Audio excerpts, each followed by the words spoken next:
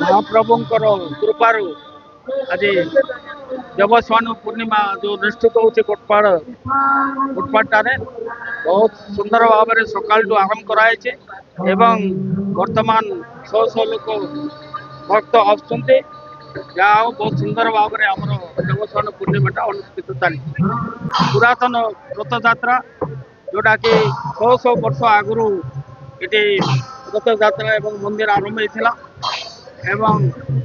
प्राय 30-40 किलोमीटर से कौन से जगन्नाथ मंदिर नाला से कोटपाड़ बहुत नाम अच्छी रथ यात्रा बहुत फेमस अच्छे जहाँ भगवान को कृपारू प्राय रथ यात्रा समय 30,000-40,000 भक्त आसुँ बहुत पुरातन मंदिर कोटपाड़ श्री जगन्नाथ मंदिर ये बहुत पुरातन कम से कम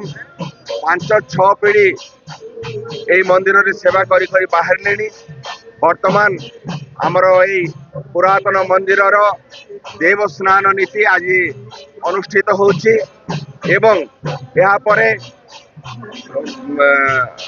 सुना हाथी बेश कार्यक्रम रही हाथी बेश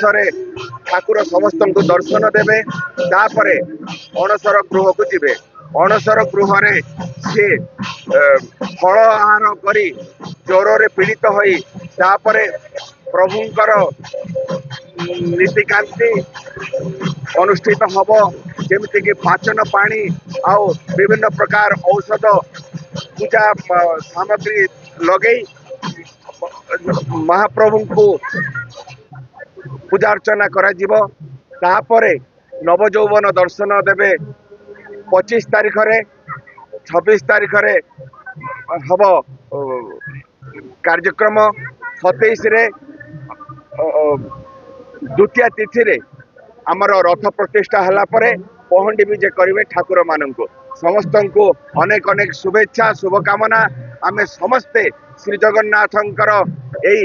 सब रीतिनीति रे सामिल हवा आमे दर्शन करवा महाप्रभु जगन्नाथ कोटपाड़ को आहरी समृद्धि करंतु चाष रे उन्नति हो समस्ते खुशी आनंद रे रहू आम मानक मध्यरे भातृभाव प्रतिष्ठा हो जय श्री जगन्नाथ जय जय जगन्नाथ जय जय जगन्नाथ प्रति वर्ष भाया ए वर्ष भी देवस्नान होची महाप्रभु का स्नान होची आ परे प्रभु ज्वर पड़े आषाढ़ मास शुक्ल पक्ष रथ यात्रा आरंभ हो प्रशासन तरफ पूरा